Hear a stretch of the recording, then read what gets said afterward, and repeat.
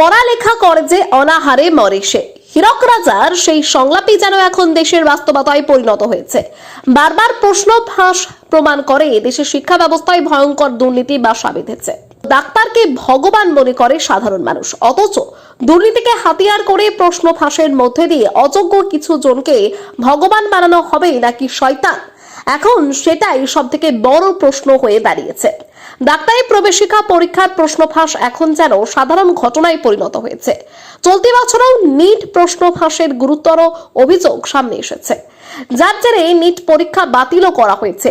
দুর্নীতির জেরে পুনরায় নিট পরীক্ষা নেওয়ার ঘোষণা করা হয়েছে ইতিমধ্যে, অথচ এত বড় কেলেঙ্কারির জন্য নৈতিক দায়ও নেয়নি নরেন্দ্র মোদীর সরকার। সাধারণ মানুষ কেন্দ্রীয় শিক্ষামন্ত্রীর পদত্যাগ দাবি করলেও সেই দাবিতে কার্যত বুড়ো আঙুল দেখিয়ে চেয়ার আঁকড়ে বসে আছেন কেন্দ্রীয় শিক্ষামন্ত্রী। নিট দুর্নীতির বিরুদ্ধে সরব হয়েছে দেশের প্রধান বিরোধী দল কংগ্রেসও। একের পর এক প্রতিবাদ কর্মসূচি নিয়েছে তারা।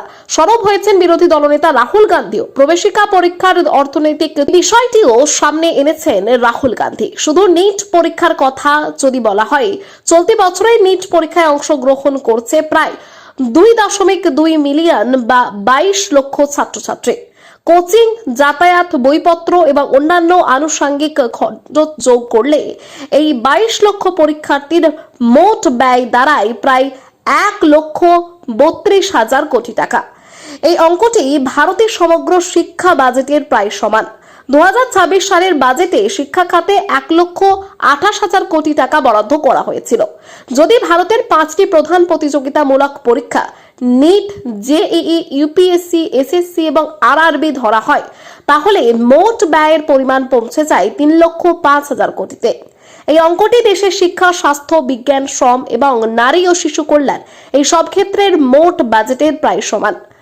বিশ্লেষকদের মতে শিক্ষার বড় একটি ব্যবসার জায়গা। প্রতি বছর এই ক্ষেত্রে লক্ষ লক্ষ কোটি টাকা ব্যয় হয়, যার বেশিরভাগটাই চলে যায় বেসরকারি কোচিং কেন্দ্রগুলির হাতে। আর এই ব্যবসাকে টিকিয়ে রাখা ও সুরক্ষিত করার জন্য মন্ত্রী, আমলা, শিক্ষক থেকে শুরু করে জেরক্সের দোকান, গাড়ির ড্রাইভার সবাই মিলে একসাথে কাজ করে। দুর্নীতি যার মূল ভিত্তি হয়ে দাঁড়িয়েছে। সবাই মিলেই এমন একটি দুর্নীতির ইকোসিস্টেম তৈরি করা হয়েছে যা একটি গোটা প্রজন্মকে নষ্ট করে দিচ্ছে। এই দুর্নীতির ফলে বহু ছাত্রছাত্রীরা চরম সিদ্ধান্ত নিচ্ছেন, ফলে বহু জীবন যেমন শেষ হয়ে যাচ্ছে, তেমনি বহু পরিবারও ধ্বংস হয়ে যাচ্ছে।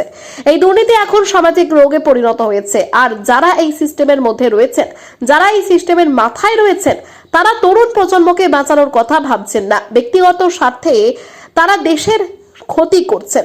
এরাই প্রকৃতপক্ষে দেশদ্রোহী, এরাই দেশকে পিছিয়ে নিয়ে যাচ্ছে। নিট পরীক্ষার দুর্নীতি নিয়ে সরব হয়েছেন চিকিৎসকরাও। দ্বিতীয়বার 21শে জুন রবিবার নিট পরীক্ষা নেওয়া হবে। সেই দিনেও সঠিকভাবে পরীক্ষা নেওয়া যাবে কিনা তা নিয়েও সংশয় প্রকাশ করেছেন বহু শিক্ষক, ছাত্র সংগঠন এবং নিট পরীক্ষার্থীরা। বিশিষ্ট চিকিৎসক রত্না পাল কি বলছেন, শুনুন বিস্তারিত। 21শে জুন নিট পরীক্ষা, কেননা পেপার লিক হয়েছিল, বেচারীদের আবার দ্বিতীয়বার পরীক্ষায় বসতে হবে। কত ছাত্রছাত্রী আত্মহত্যা করেছে। সেই জন্যে সরকারের অন্তত লজ্জা পাওয়া উচিত, অত্যন্ত গুরুত্বের সঙ্গে এই পরীক্ষা যাতে নির্বিঘ্নে সম্পন্ন হয় সেই ব্যাপারটা দেখা উচিত। কিন্তু আমরা সেটা দেখতে পাচ্ছি না। 21শে জুন যোগ উৎসব, সেই উৎসবের আনন্দে, সেই উৎসবকে সার্থক করার জন্যে প্রশাসনের তৎপরতা আমাদের নজরে পড়ছে। কিন্তু পরীক্ষার্থীরা কি করে নিরাপদে নির্বিঘ্নে তাদের পরীক্ষা কেন্দ্রে পৌঁছবে, সেই ব্যাপারে সরকারের একটি বক্তব্য আমাদের নজরে আসেনি। আমরা দেখতে পাচ্ছি না যে তারা যেভাবে যোগ নিয়ে মাতামাতি করছেন, সেই আগ্রহটা এই পরীক্ষা সুসম্পন্ন করার জন্যে তাদের অভিপ্রায় আছে কি না। আমরা দেখছি যে সেদিন প্রধানমন্ত্রী আসবেন, তো প্রধানমন্ত্রী আসলে প্রশাসনের নজর সেদিকেই বিশেষভাবে থাকবে এবং তার আসা যাওয়ার জন্য রাস্তা বন্ধ হবে, রেড রোড বন্ধ থাকছে। তো সেই অবস্থায় পরীক্ষার্থীরা কিভাবে পৌঁছবে সে ব্যাপারে আমরা এখনও নিশ্চিত নই। আমরা কোনো তৎপরতা দেখছি না। আমরা অত্যন্ত দুঃখের সঙ্গে বলতে বাধ্য হচ্ছি যে এই অপদার্থ সরকারের কোনো লজ্জাও নেই, কোনো অনুশোচনাও নেই।